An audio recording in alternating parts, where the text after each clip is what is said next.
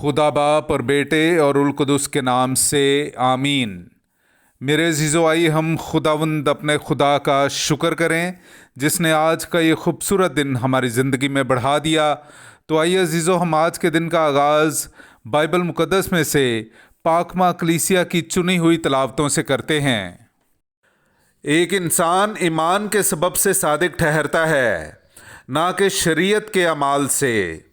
हमारे लिए आज की पहली तलावत मुक़द्दस पौलुस रसूल का रोमियों के नाम ख़त, उसका 3 बाब 21वीं आयत से लेकर 30वीं आयत तक। मगर अब खुदा की ऐसी सदाकत ज़ाहिर हुई है जो शरीयत पर मुनहसर नहीं, और जिसकी तस्दीक शरीयत और अंबिया से होती है, यानी खुदा की ऐसी सदाकत जो यीशु मसीह पर ईमान रखने से उन सब को हासिल होती है जो ईमान लाते हैं, क्योंकि कुछ फ़र्क नहीं, इसलिए कि सब ने गुनाह किया और खुदा के जलाल से महरूम हैं। बस वो उसके फजल से, उस मुखलसी के सबब से जो मसीह यीशु में है, मुफ्त सादिक ठहराए जाते हैं। उसी को खुदा ने उसके खून के बायस ईमान रखने वालों के लिए एक रहमगाह ठहराया, ताकि वो उन गुनाहों से चश्मपोशी करके जो पेशतर हो चुके थे अपनी सदाकत जाहिर करे, यानी खुदा के तहम्मुल के वक्त, बल्कि इसी वक्त भी अपनी सदाकत इसलिए जाहिर करे कि खुद भी सादिक ठहरे और उसे भी सादिक ठहराए जो यीशु पर ईमान लाए। तो अब तेरा फ़ख्र कहाँ रहा? इसकी तो गुंजाइश ही नहीं। कौन सी शरीयत के सबब से? क्या अमाल की शरीयत से? नहीं, बल्कि ईमान की शरीयत से।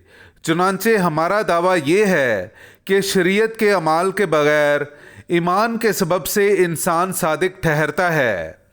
क्या खुदा सिर्फ यहूदियों ही का है, गैर कौमों का नहीं? बेशक गैर कौमों का भी है, क्योंकि एक ही खुदा है जो अहले ख़तान को भी ईमान के सबब से और अहले कुल्फ को भी ईमान के बायस सादिक ठहराता है। पाक कलाम का पढ़ा और सुना जाना हम सब के लिए बायस बरकत हो। खुदा का शुक्र हो। खुदावंद के पास शफ़क़त और कसरत से फ़िदिया है। मेरे अज़ीज़ो, आइए हम खुदावंद अपने खुदा की हम्द व तारीफ़ करें। मैं आपके सामने पढ़ूंगा ज़बूर नंबर 130, उसकी पहली आयत से लेकर 6ठी आयत तक। ए खुदावंद, मैं गहराइयों में से तुझे पुकारता हूँ। ए खुदावंद, मेरी आवाज़ सुन। मेरी मिन्नत की आवाज़ पर तेरे कान मतवज्जो हों। ए खुदावंद, अगर तू बदियों का याद रखने वाला हो तो ए खुदावंद कौन ठहरेगा? लेकिन तेरे पास गुनाहों की मग़फ़रत है, ताकि अदब से तेरी इबादत हो। मैं खुदावंद पर भरोसा रखता हूँ, मेरी जान उसके कलाम पर उम्मीद रखती है। पासबानों की निस्बत जो फजर को देखते हैं, मेरी जान खुदावंद की ज़्यादा मुंतज़िर है। पासबानों की निस्बत जो फजर को देखते हैं, इसराइल खुदावंद का ज़्यादा मुंतज़िर हो। पाक कलाम का पढ़ा और सुना जाना हम सब के लिए बाइस बरकत हो। खुदा का शुक्र हो। हालेलुया। ए यरूशलेम, खुदावंद की हम्द कर, वो अपने सुखन को ज़मीन पर भेजता है। हालेलुया। मेरे अज़ीज़ो, आइए हम आज का इंजीली इक़्तिबास सुनते हैं। इंजील मुक़द्दस बामुताबिक मुक़द्दस लूका, उसका 11वां बाब 47वीं आयत से लेकर 54वीं आयत तक। तुम पर अफसोस कि तुम नबियों की कब्रों को बनाते हो और तुम्हारे बाप दादा ने उन्हें कत्ल किया। सचमुच तुम गवाही देते हो और अपने बाप दादा के कामों की तायीद करते हो, क्योंकि उन्होंने तो उन्हें कत्ल किया और तुम कब्रें बनाते हो। इसीलिए खुदा की हिकमत ने कहा कि मैं नबियों और रसूलों को उनके पास भेजूंगा।